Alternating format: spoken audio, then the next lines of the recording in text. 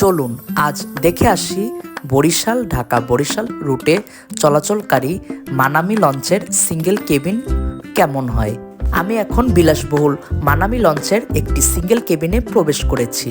আর প্রবেশ করে আমার চোখের সামনে পড়েছে একটি টিভি এবং ডান পাশে পড়েছে একটি বেড কভার এবং বালিশ ছিল বেশ নরম।